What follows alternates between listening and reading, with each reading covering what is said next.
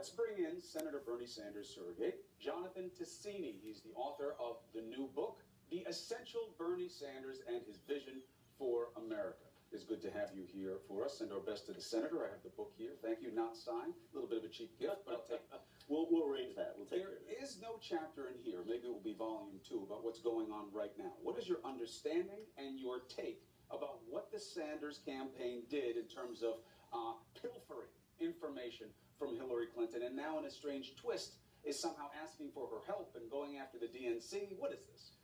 Well, I think Senator Sanders has been very clear. He fired one of his employees and suspended 2 people to look as this came about. But I think the most important thing is to realize that this is not the first time it happened. There was a data breach before. And what Bernie Sanders wants to do, the honest man that he is, he wants to get to the bottom of this.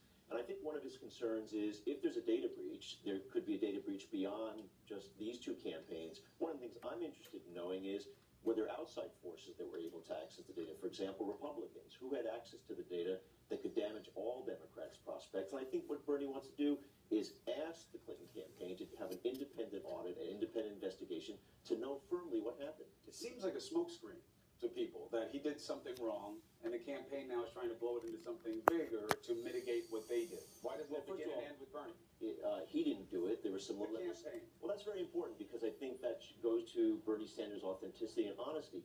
Something happened in the campaign. He wants to get to the bottom of it, and he wants this to be open, thorough, have an independent audit, and he wants the Clinton campaign to take part in that so everybody's on board, everybody sees what's happening, everybody has equal information. Nobody thinks that Senator Sanders was behind the keyboards finding a way to hack into the system, but you do have to own the actions of your campaign. As he did. He fired someone and suspended 2 people immediately. Right. Unlike, I think, a lot of campaigns that try to cover things up and move on. All right, so we'll see what happens with that. Now that gets us to the book, His Vision for America. Let's put up some polls. Very interesting here. If you look at how he's doing against Hillary, he's got a lot of road to hoe. She's basically 2 to 1 on him. But when you look at them in a vacuum, Bernie versus potential rival Donald Trump, he does better against Donald Trump than Hillary Clinton does against Donald Trump, even though she is besting the senator 2 to 1. How do you explain it? I think when the general electorate looks at the campaign, they are drawn, and the reason you see tens of thousands of people come to Bernie's campaign 2 rallies. million contributors. You took the words right out of my mouth. He's done better than Barack Obama, who was the standard for grassroots campaigns. Bernie has enormous support, and I think that's reflected in the electorate. And I have argued that he will win the nomination, and when he does, the general election will not be close, particularly if the Republicans nominate someone like Donald Trump or Ted Cruz. How does he beat Hillary Clinton when he's down 2 to 1? Well, that's a national poll. Let's start with Iowa and New Hampshire. He's going to win New Hampshire, and he's going to win Iowa also. I've been out there all the early 4 states, and the energy there is unbelievable. And your point, 2 million contributors, tens of thousands of people coming out. The grassroots energy is unbelievable. And as you quite well know, in Iowa, the turnout's quite important. Some of the polls are already closing, and I think his people are really energized and excited about electing someone who really has a different vision for America, who wants a political revolution and wants to kick the status quo to the curb. And as you well know, it is sometimes suggested that we don't cover the senator the same way we cover Hillary Clinton. It's not just suggested, it is true just by the facts. I will tell you this. I'll give you some facts, my friend. Okay.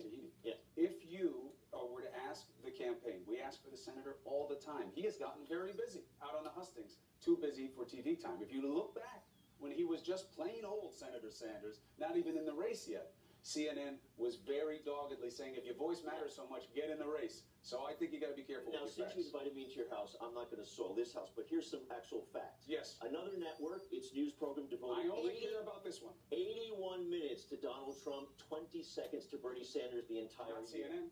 Not New Day. I know. I'm not going to get into the Bring news. me your stilted stats. Let me ask you this. Is there a chapter in this book that says 1 word away from being president? Is the word socialist insurmountable in a society like America? No, absolutely not. And Bernie is very, very proud that he's a democratic socialist. And what he does then is he says, here's what I'm for.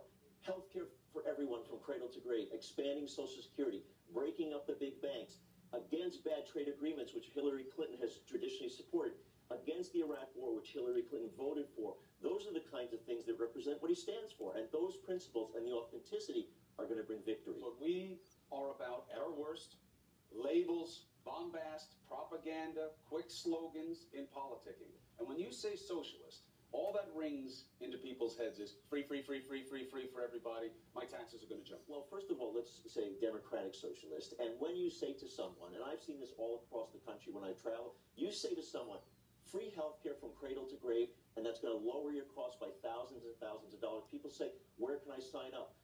Students, if you tell students, we're going to have free tuition and we're going to tax Wall Street to make sure that happens, every young person will say, where can I sign up for that? But Mr. Ticini, you know that the implication is that the taxes have to go up. How are you going to pay for this? Well, first of all, Bernie pays for everything. I just pointed out college tuition, free tuition. It's not going to be taxes on the regular people. Wall Street speculation tax, financial transaction tax. They don't count as regular people? Well, because they're successful and on Wall Street and not regular? Well, let me put it this way. They've made a ton of money.